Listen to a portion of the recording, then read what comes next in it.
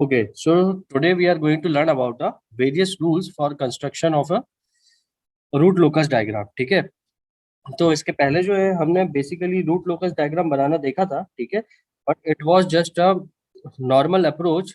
Okay, now we are going to see what are the various rules by which we can easily make a root locus diagram.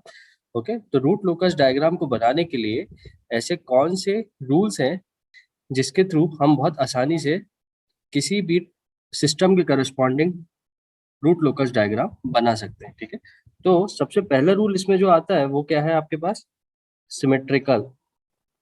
Okay, हम जानते हैं root locus diagram जो होता है is always symmetrical about the real axis. Okay, तो जैसा कि last class में भी आपने देखा होगा, जो भी हमने रूट लोकस डायग्राम बनाया था उस रूट लोकस डायग्राम को अगर मैं फिर से कंसिडर करता हूँ तो हमारे पास क्या था? डी एच के divide by S S plus one था. ठीक है, हमारे पास रूट लोकस के लिए क्या आ रहा था? ओपन लूप पोल्स आ रहे थे 0 and 1, और उसके करस्पॉन्डिंग हमने जो है कुछ इस तरीके से बनाया था रूट लोकस. ठीक है, यहाँ पे ब्रेक, यहाँ पे एक पॉइंट आता है जिसके बाद जो है रूट लोकस जो है दो पार्ट्स में डिवाइड होता है. तो आप ऑब्जर्व करोगे रियल एक्सिस की अगर हम बात करेंगे तो it is always a symmetrical. Okay, so ये हमारे पास एक जनरल एग्जांपल है. अभी हम इस पॉइंट को और जस्टिफाई करेंगे, इस पॉइंट के बारे में और एलोबरेटली डिस्कशन करेंगे अभी हम. ठीक है, अगर हम सेकंड पॉइंट की बात करें तो सेकंड पॉइंट क्या आ जाता है? Number of root locus branches. Okay, so root locus को मैं सिंपली RL से रिप्रेजेंट कर रहा हूँ, so you don't confuse with this particular term. Okay, so number of root locus branches. अब देखो यहाँ पे हमको क्या है? ओके, तो हमारे पास क्या है? रूट लोकस ब्रांचेस और लोकाई. ओके, तो आप इस पर्टिकुलर डायग्राम को अगर देखोगे तो ये रूट लोकस डायग्राम है. इसमें हमारे पास क्या है? यहाँ पे रूट लोकस है, यहाँ पे है, तो कोई एक स्पेसिफिक पैटर्न नहीं है. ठीक है, हमारे पास क्या है? यहाँ पे अलग अलग डायरेक्शंस हैं जिसके करस्पॉन्डिंग जो है रूट्स मूव कर रहा है corresponding to a different value of K. That's why I have used a term over here what a loci. Okay, so number of root locus branches. तो if we have a proper transfer function, so proper transfer function की characteristic क्या होती है? Proper transfer function में हमेशा क्या होते हैं? Number of poles greater than होते हैं नंबर ऑफ जीरो से. Okay, so number of root locus branches कितनी हो जाएंगी इसके corresponding? So this type of transfer function is having number of branches equals to p over here. Okay, but suppose if we have a improper transfer function, that means when the number of poles is less than number of zero. Okay, so in that particular case number of branches कितनी हो जाएंगी आपके पास? equals to z. Okay, so root locus में जितनी भी branches रहेंगी उसको आप या तो p से रिप्रेजेंट करोगे या z से रिप्रेजेंट करोगे. और p यहाँ पे क्या रिप्रेजेंट कर रहा है? It is nothing but a number of poles. however z is representing what? a number of zeros over here. Okay, third point की बात करते हैं. थर्ड पॉइंट हमने लास्ट क्लास में देखा था जब हमने एंगल और मैग्नीट्यूड कंडीशन से रिलेटेड डिस्कशन किया था. तो थर्ड पॉइंट आपको क्या बोलता है?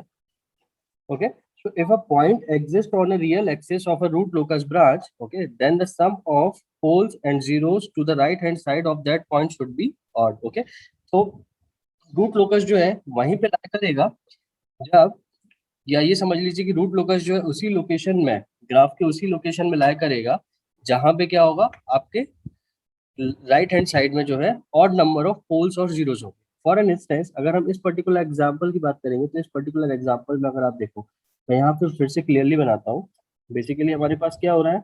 हमारे पास जो पोल्स है वो क्या है? एस इक्वल टू जीरो और S equal to minus one है. ठीक है, तो हमने बोला कि रूट लोकस जो है किस जगह पे लोकेशन में लाई करेगा. तो आप देखोगे तो यहाँ पे रूट लोकस क्या है? इस पर्टिकुलर लोकेशन में लाई कर रहा है.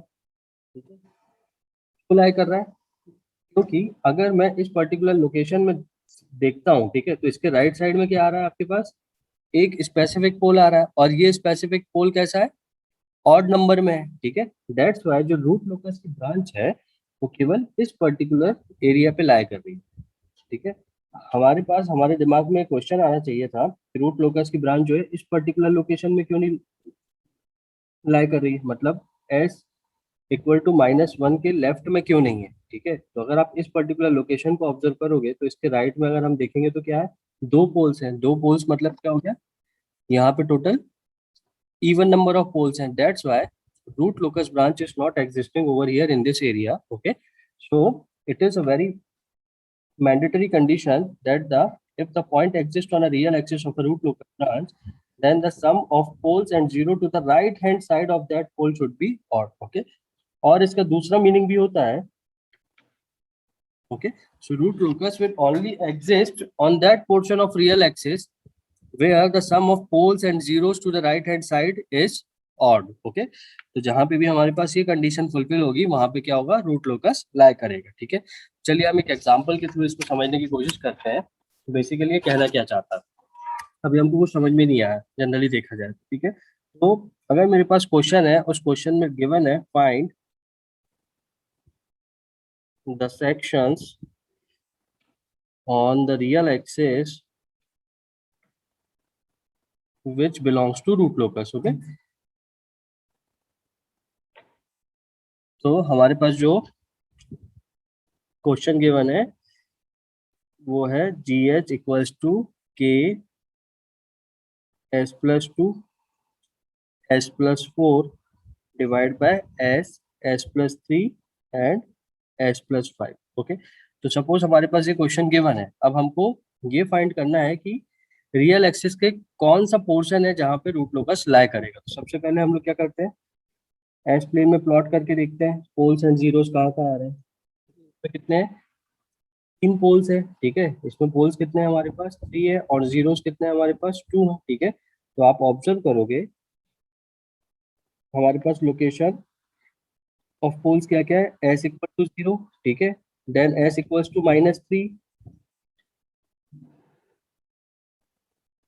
And then S equals to -5। ये हमारे पास लोकेशन ऑफ पोल्स है।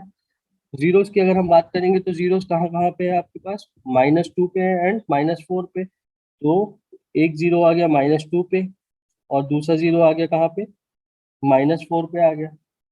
ठीक है, तो अगर हम इस पर्टिकुलर पॉइंट की बात करें तो ये पॉइंट क्या कहता है, root locus will only exist on that portion of real axis where the sum of poles and zeros to the right hand side is what, odd. Okay, तो हम बेसिकली क्या करेंगे, हम सेगमेंट चेक करेंगे कि किस पर्टिकुलर सेगमेंट के right hand side में हमारे पास पोल्स एंड जीरोस कैसे हैं, ऑड है। तो अगर आप ऑब्जर्व करोगे, देखो इस पर्टिकुलर लोकेशन की अगर मैं बात करूं, इसमें हम देखेंगे तो हमारे पास क्या आ रहा है, अगर इसके राइट हैंड साइड में चेक करेंगे तो हमारे पास क्या आ रहा है, केवल एक पोल आ रहा है।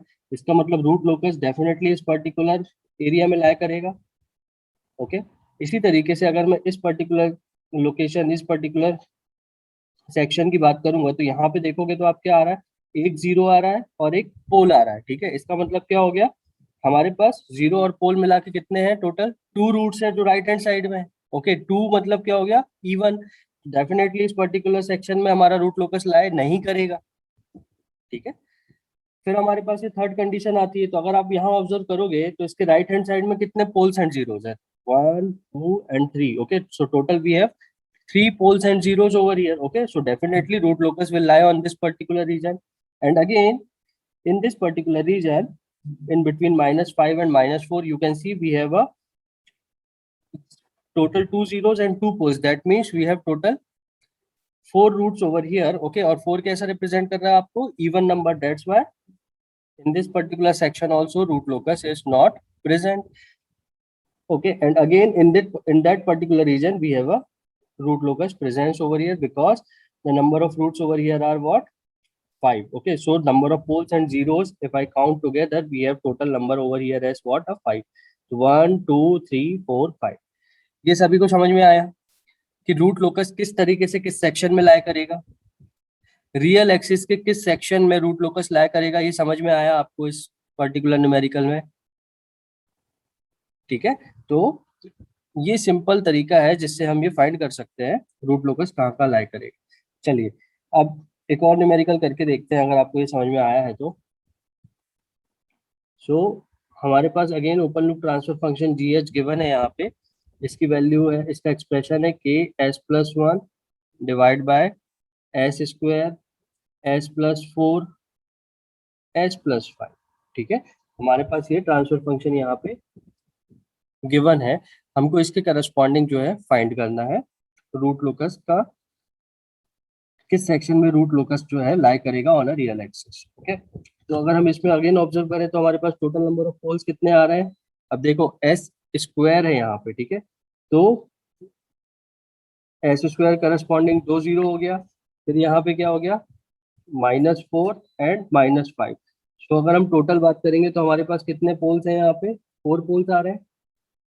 Likewise if I talk about the zeros तो हमारे पास कितने जीरो हैं, एक आ रहा है जिसकी वैल्यू, जिसका मैग्नीट्यूड कितना है -1। So total we have 1 0, 4 poles and 1 0। Okay, this implies ये आ गया। अब अगर हमको इसके करस्पॉन्डिंग फाइंड करना है तो हम कैसे करेंगे, सबसे पहले अगेन मैं कंसीडर क्या करूंगा, एस प्लेन।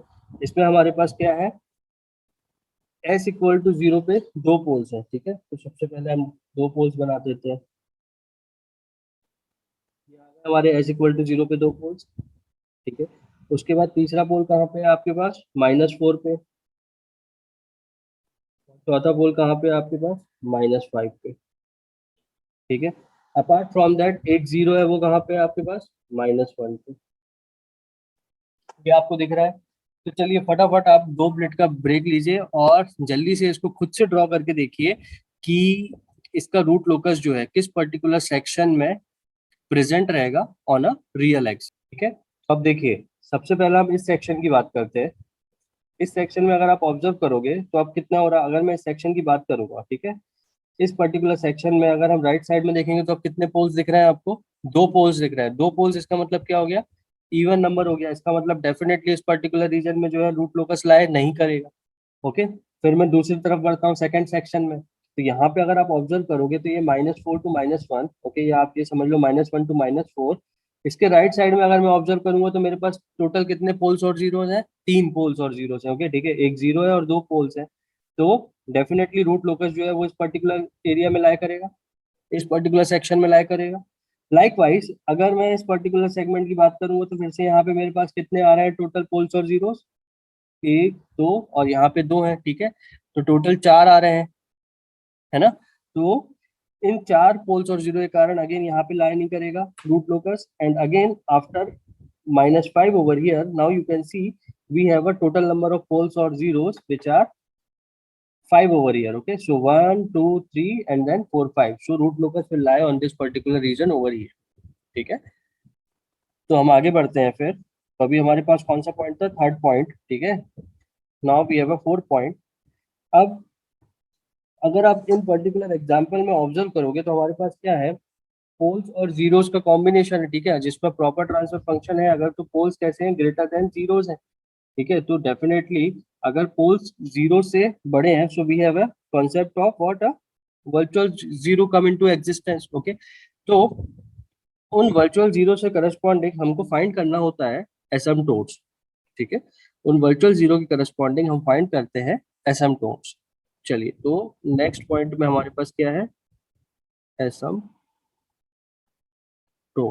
सो बेसिकली एसिम्पटोट्स होते क्या है, ठीक है, so these are nothing but a root locus branches which approaches to infinite. Okay, आपको याद होगा हमने डिस्कस किया था, मैं एक बार फिर से रिकॉल करा देता हूँ आपको।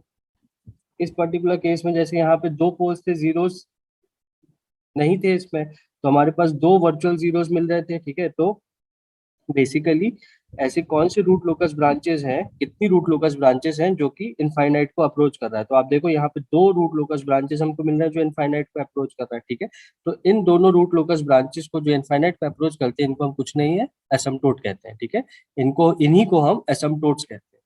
सो basically the number of root locus branches which are approaching to infinite are called as asymptotes. Okay, so next आता है हमारे पास number of asymptotes. So total number of asymptotes कितनी हो जाएंगी, जितने एक्स्ट्रा पोल्स हैं। तो इसका मतलब क्या हो गया, total number of asymptotes are nothing but a p minus Z.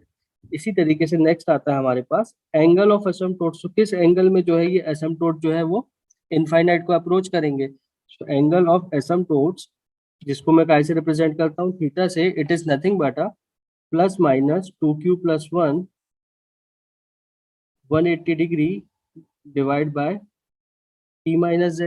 Okay, and over here is varying from 0 1 2 3 up to p minus z minus 1. Okay, तो हमारे पास टोटल कितने एसिम्प्टोट्स हो जाएंगे, p माइनस जेड, और हर एसिम्प्टोट का एक specific angle होगा। उस एंगल को हम कैसे कैलकुलेट कर सकते हैं, इस पर्टिकुलर एक्सप्रेशन से, जो बताता है आपको 2q plus 1 divide by p minus Z multiply by 180। Okay, so ये दो पॉइंट्स बहुत इंपॉर्टेंट है corresponding to asymptotes. Okay, so basically जो एंगल ऑफ एसिम्प्टोट है, अगर हमने यहाँ पे बात करी हुई है एंगल ऑफ एसिम्प्टोट की, ओके, सो दिस एंगल, मैं यहाँ लिख देता हूँ एक point, the angle of asymptotes, okay, so the angle of asymptotes gives the direction of the zeros when p is greater than z.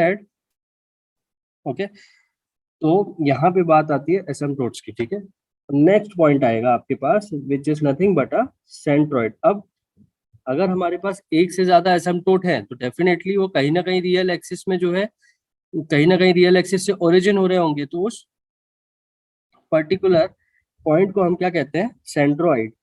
और आप इसको दूसरे तरीके से ये समझ लीजिए कि अगर हमारे पास नंबर ऑफ एसिम्प्टोट्स हैं तो वो सारे के सारे एसिम्प्टोट्स किसी ना किसी पॉइंट पे इंटरसेक्ट कर रहे होंगे रियल एक्सिस में। So the point of intersection of the asymptotes on the real axis is called as centroid. Okay, so centroid give the intersection point of asymptotes on the real axis। ठीक है, तो इसको हम represent करते हैं symbol sigma से, और ये होता क्या है, sigma is nothing but a summation of real part of poles minus summation of real part of zeros divide by p minus z। p क्या होता है, total number of poles, and z क्या होता है, total number of zeros. Okay, so centroid क्या होता है, summation of real parts of pole minus summation of real part of zero divide by p minus. चलिए, अब इन कंसेप्ट को हम जो है न्यूमेरिकल की हेल्प से और अच्छे से समझने की कोशिश करते हैं कि आखिर ये बोल क्या रहा है। तो लेट अस सपोज मेरे पास यहाँ क्वेश्चन है, so we have to calculate the angle of asymptotes and centroid for, first है G H equals to A S S plus two S plus four. Okay, यही है। ठीक है, तो अब देखिए, तो बेसिकली अगर मैं सबसे पहले इसका जो है, मैं पोल जीरो प्लॉट बना के देखता हूँ कि आखिर है किस तरीके का, ये इसके पोल्स कहाँ पे लाया करेंगे। तो अगर मैं एक जनरल डिस्कशन करूँ तो यहाँ पे आपके पास कितने पोल्स मिल रहे हैं, अगर हम पोल्स की बात करेंगे तो टोटल पोल्स हमारे पास 3 है। ठीक है, और इन तीनों पोल्स की जो लोकेशन है वो कितनी है आपके पास, 0 -2 एंड -4 है। ठीक है, तो अगर मैं पोल्स को प्लॉट करना चाहूंगा तो ये कहाँ कहाँ आएगा, एक तो 0 पे आएगा, एस इक्वल टू 0 पे आएगा, दूसरा कहाँ पे आएगा, -2 पे आएगा, थर्ड वन इज एट -4। ये कुछ इस तरीके से पोल्स की लोकेशन होगी, तीनों पोल्स की लोकेशन होगी कुछ इस तरीके से। ठीक है, अब अगर मुझे इसमें फाइंड करना है, जो कि हमने सेकंड पॉइंट में पढ़ा था, कि किस किस पर्टिकुलर सेगमेंट में है जो वो रूट लोकस लाई करेगा रियल एक्सिस में। Okay, so again we need to find a section on the real axis on which root locus belongs. Okay, तो अगर हम ऑब्जर्व करेंगे तो हमारे पास रूट लोकस कहाँ कहाँ होगा, देखिए इस पर्टिकुलर लोकेशन में होगा। लोकेशन के राइट साइड में एक पोल मिलता है, और क्या रिप्रेजेंट कर रहा है आपको, ऑड। अगेन रूट लोकस कहाँ लाई करेगा, इस पर्टिकुलर सेगमेंट में लाई करेगा, इस पर्टिकुलर सेक्शन में लाई करेगा, क्योंकि इसके भी राइट में अगर हम फाइंड करेंगे तो कितने नंबर ऑफ आपके पास पोल्स आ रहे हैं, 3 पोल्स आ रहे हैं, and this is representing odd number of poles. Okay, तो हमको इतना तो समझ में आ गया यहाँ से। अब सेकंड केस की बात करें हम,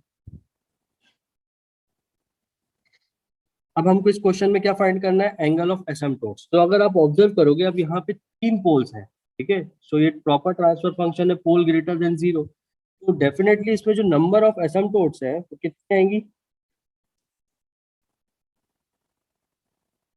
नंबर ऑफ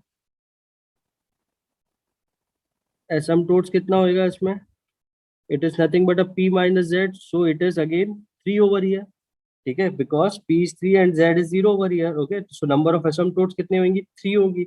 इसका मतलब क्या हो गया, 3 ऐसे एसिम्प्टोट्स होंगे जो क्या होगा, इनफाइनाइट को अप्रोच कर रहे होंगे, ठीक है, मतलब रूट लोकस को इनफाइनाइट पे अप्रोच करा रहे होंगे, ये एक्चुअल में मुझे बोलना चाहिए, ठीक है। तो एसिम्प्टोट्स क्या बताते हैं, ऐसी ब्रांचेस जो कि रूट लोकस को इनफाइनाइट में अप्रोच करा रहे हैं, ठीक है।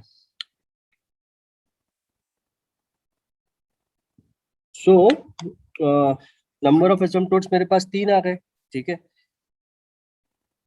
अब मुझे फाइंड क्या करना है, एंगल ऑफ एसिम्प्टोट्स, ठीक है। तो एंगल ऑफ एसिम्प्टोट्स क्या होता है,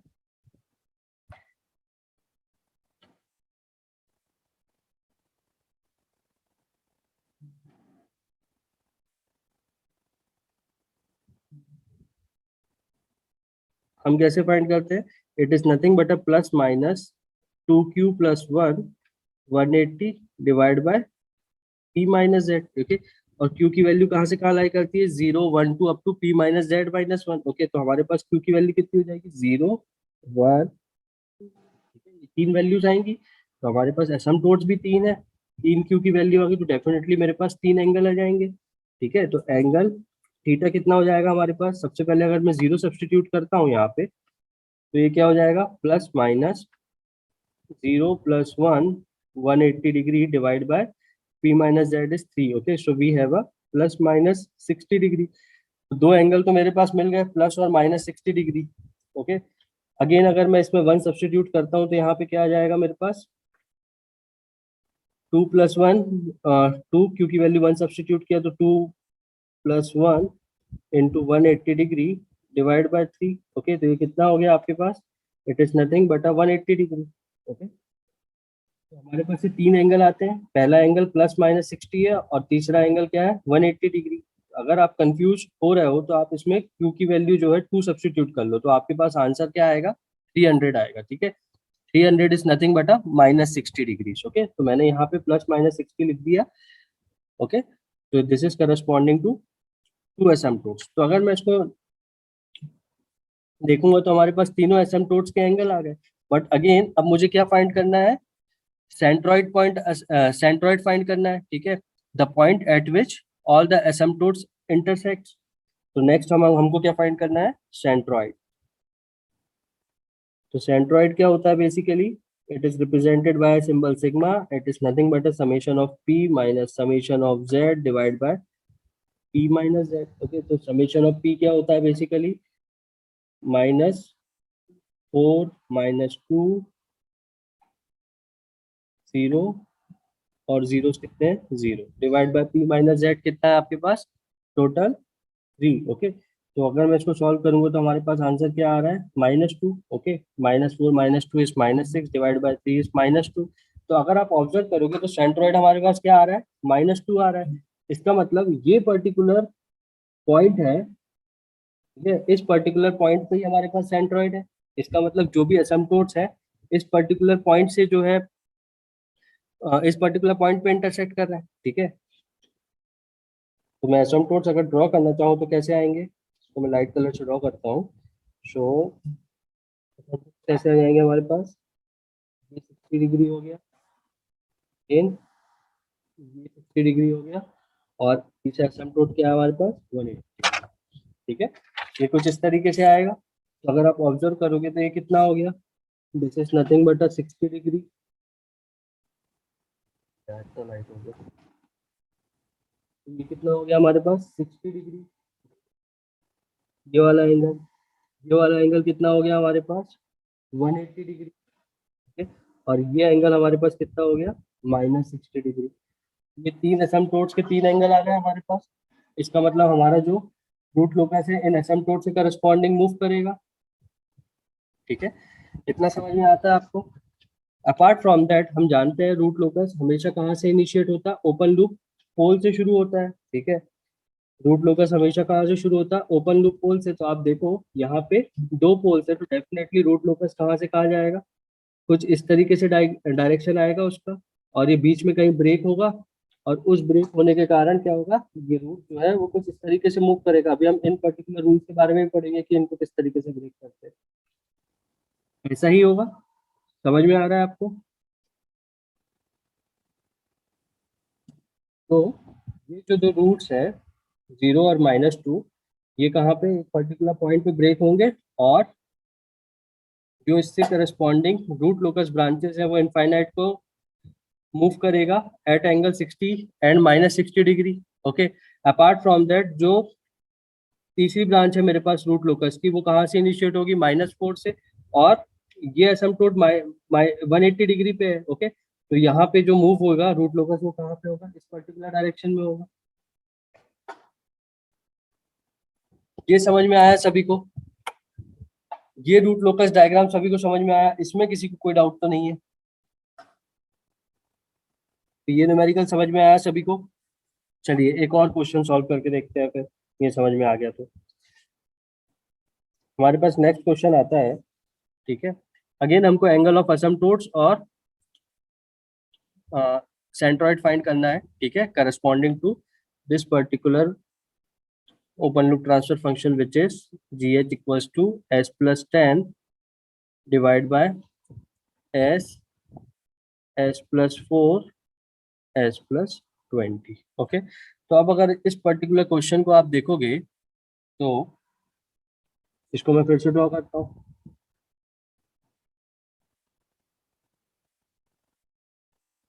तो हमारे पास कितने पोल्स आ रहे हैं यहाँ पे, देखो पोल्स कितने आ रहे हैं हमारे पास, 3 पोल्स आ रहे हैं, ठीक है। और पोल्स की लोकेशन क्या क्या है, 0, -4 and -20, okay. Apart from that zeros कितने आ रहे हैं, 1 आ रहे हैं, और जीरोस की लोकेशन क्या है, -10, ठीक है। तो अगर हम इसको यहाँ पे ट्रेस करते हैं तो क्या हो जाएगा पोल्स, एक तो 0 आ रहा है, 0 पे आ रहा है, एक तो 0 पे आ रहा है पोल, ठीक है। दूसरा कहाँ पे आ रहा है, -4, उसके बाद कहाँ पे है, -20 पे, ठीक है। अपार्ट फ्रॉम दैट वो कहाँ पे आ रहा है आपको, -10। इस तरीके से आ रहा है आपके पास पोल्स और जीरो प्लॉट, ठीक है। तो अब हमको इसमें समझ में आ जाता है कि आपके पास जो है, अगर आपका इतना बन गया है तो आपको इससे समझ में आ जाएगा कि आपके पास रूट लोकस कहाँ कहाँ लाया करेगा। रूट लोकस इस पर्टिकुलर लोकेशन में लाया करेगा, ये समझ में आ रहा है आपको, बिकॉज इसके राइट साइड में केवल एक पोल है। इसी तरीके से रूट लोकस कहाँ लाया करेगा, इस पर्टिकुलर सेक्शन में प्रेजेंट रहेगा, क्योंकि इसके भी राइट साइड में कितने नंबर ऑफ पोल्स और जीरोस है, टोटल 3 पोल्स और जीरोस, ठीक है। तो यहाँ तक हमको समझ में आता है। अब इस पर्टिकुलर केस में अगेन कैसा है, P is greater than Z, so definitely we have a number of asymptotes present over here, so total number of asymptotes कितनी हो जाएंगी अब यहाँ पे,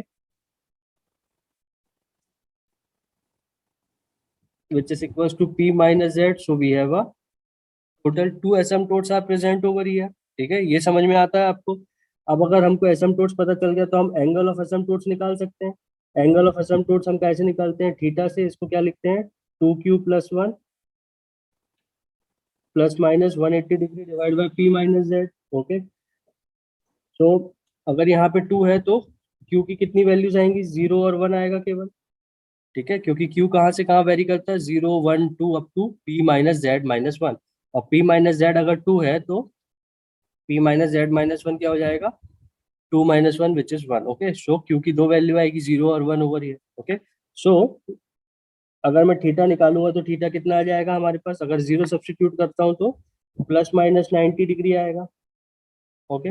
सो हमारे पास जो दो एसिम्प्टोट्स हैं, जो दो एसिम्प्टोट्स है वो दोनों कहाँ कहाँ मूव कर रहे हैं, एक +90 में जाएगा और दूसरा -90 में जाएगा, ओके। अब हमारे पास नेक्स्ट क्या फाइंड करना है, हमको सेंट्रॉइड फाइंड करना है, ठीक है। तो सेंट्रोइड फाइंड करने के लिए हम सिग्मा कैलकुलेट करते हैं। Sigma is nothing but a summation of real part of pole minus summation of real part of zero divide by P minus Z. Summation of real part of pole क्या हो जाएगा basically, यहाँ पे आप देखोगे तो -20 है, -4 है, 0 है, एंड 0 में क्या आ जाएगा आपके पास -10। Okay, and from that we have p minus Z which is what 2 over here. Okay, ये कितना हो गया -24 plus 10 divide by 2 which is nothing but -14/2 और -7। ओके, तो सेंट्रोइड कहाँ पे लाई करेगा आपका इस पर्टिकुलर क्वेश्चन में? इस क्वेश्चन की अगर आप बात करोगे तो जो सेंट्रोइड है वो कुछ इस पर्टिकुलर लोकेशन में आएगा। ठीक है, तो ये -7 जो है वो सेंट्रोइड का लोकेशन है। ठीक है, तो जो सेंट्रोइड है वो 90 और -90 डिग्री में है, तो यहाँ से इस पर्टिकुलर रियल एक्सिस से बात करूंगा, 90 डिग्री कुछ इस तरीके से बनेगा और -90 डिग्री कुछ इस तरीके से बनेगा।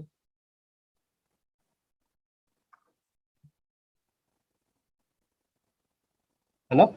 तो हम एक चीज जानते हैं, जो रूट लोकस है, रूट लोकस में हमेशा क्या है, ओपन लूप पोल्स जो है वो जीरोस में एंड होते हैं। ठीक है, तो अगर हम इस पर्टिकुलर सेगमेंट की बात करें तो इस पर्टिकुलर सेगमेंट में आप देखो बेसिकली ये पोल है और ये जीरो है। ठीक है, तो ये पोल कहाँ पे, इस पर्टिकुलर जीरो पे खत्म हो सकता है, बट यहाँ पे हमारे पास दो पोल्स हैं, तो ये दोनों पोल्स जो हैं दो वर्चुअल जीरोस पे खत्म होंगे, और वो दो वर्चुअल जीरोस कहाँ पे मिल रहा है, इस एटम एसिम्पटोट से आपको पता चल रहा है। ठीक है, तो हमारे पास यहाँ एक पॉइंट आएगा, बेसिकली इसको ब्रेक अवे पॉइंट कहते हैं। ठीक है, ब्रेक इन और ब्रेक अवे पॉइंट कहते हैं, अभी हम इसका कैलकुलेशन देखेंगे। तो इस पर्टिकुलर पॉइंट से जो है रूट लोकस जो है वो मूव होएगा और उसका डायग्राम कुछ इस तरीके से बनेगा। तो ये एंगल कितना हो गया आपका एसिम्पटोट का, एक 90 डिग्री, और ये क्या हो गया -90 डिग्री। अगर इसमें आप जीरो सब्सटीट्यूट करोगे तो प्लस माइनस क्या आएगा, 90 और -90। अगर इसमें आप 1 सब्सटीट्यूट करोगे तो ये क्या आएगा, 3 into 180 divide by 3। Okay, so divide by 2। Okay, तो बेसिकली यहाँ पे जो आपके पास आंसर आएगा वो कितना आएगा, 270 आएगा। ठीक है, तो विच इज करस्पॉन्डिंग टू -90। अब मुझे फाइंड क्या करना है, अगेन मुझे GH वैल्यू गिवन है which is nothing but k divide by s, s+1, s+2 and then s+3। Okay, हमारे पास ये एक्सप्रेशन गिवन है। ठीक है, अगेन आपको क्या करना है, इसके करस्पॉन्डिंग फाइंड करना है। तो हम अगेन इसको फिर से प्लॉट करके देखते हैं, इसके पोल्स और जीरोस कैसे कैसे आएंगे। ठीक है, सबसे पहला पोल हमारे पास कहाँ पे आ रहा है, कितने हैं आपके पास, 1 2 3 4। ठीक है, और लोकेशन क्या आ रही है, पोल्स की लोकेशन क्या आ रही है आपके पास, 0, -1, -2 एंड -3। ठीक है, तो हम अगर बात करेंगे तो पोल्स की लोकेशन क्या हो गई, 0, देन -1, -1, देन -2 एंड देन -3। ठीक है, यही आ रहा है हमारे पास लोकेशन ऑफ पोल्स। तो इसके अलावा अगर हम जीरोस की बात करेंगे तो टोटल कितने हैं यहाँ पे, कोई भी जीरोस प्रेजेंट नहीं है। अब अगर हम लोकेशन देखें किस पर्टिकुलर सेक्शन, रियल एक्सिस के किस पर्टिकुलर सेक्शन में जो है रूट लोकस प्रेजेंट रहेगा, तो आप देखो इस पर्टिकुलर सेक्शन में रूट लोकस प्रेजेंट रहेगा। अपार्ट फ्रॉम दैट इस पर्टिकुलर लोकेशन में रूट लोकस प्रेजेंट रहेगा। क्यों? क्योंकि अगर मैं इस लोकेशन की बात करता हूँ तो इसके राइट साइड में एक पोल आता है। ठीक है, जो कि कैसा है, ऑड है। इसी तरीके से इस लोकेशन की बात करें तो हमारे पास 3 पोल्स आते हैं, so 3 representing what, odd number, that's why root locus is presenting over here in this particular section. इतना हमको समझ में आता है। ठीक है, यहाँ तक किसी को कोई प्रॉब्लम नहीं है। सो नेक्स्ट हमको क्या करना है, अब देखो यहाँ पे हमारे पास सारे के सारे पोल्स हैं, जीरोस नहीं है, तो ये चारों के चारों पोल्स कहाँ पे एंड होंगे, फाइनाइट में एंड होंगे। ठीक है, जो कि क्या रिप्रेजेंट करता है, वर्चुअल जीरोस। तो मुझे इसके करस्पॉन्डिंग क्या फाइंड करना रहेगा, एसिम्पटोट्स फाइंड करना रहेगा। ठीक है, so basically total number of asymptotes कितने हो जाएंगे, nothing but a p minus Z. Okay, total number of asymptotes कितने हो जाएंगे, p minus Z. Okay, so p कितना है आपके पास 4 और z कितना है 0, so total number of asymptotes are nothing but a 4। Now we have to find a angle, so angle हम अगेन कैसे कैलकुलेट करते हैं, 2q + 1 180 degree divide by p - z, ठीक है। तो अब q की बात करेंगे तो q कहाँ से कहाँ लाई करेगा, अब देखो 4 है p - z और q की वैल्यू होती है 0 1 2 3, p - z -1, ओके। तो q की कितनी वैल्यू जाएंगी, 0 1 2 3, ठीक है। बट यहाँ पे प्लस माइनस है तो हम केवल एक या दो वैल्यूज से भी काम चला सकते हैं, ठीक है। अदरवाइज आपके पास एंगल्स आ जाएंगे जो कि पॉजिटिव रहेंगे, तो आप पॉजिटिव में शो करेंगे, ठीक है। तो आप थीटा की वैल्यू अगर फाइंड करोगे तो क्या आएगा, लेट अस सपोज सबसे पहले हम q = 0 सब्सटीट्यूट करते हैं। q = 0 सब्सटीट्यूट करेंगे तो ये वैल्यू क्या आएगी आपके पास, 180 degree divided by p minus z is 4, okay. So we have angle over here what, 45 degree, okay.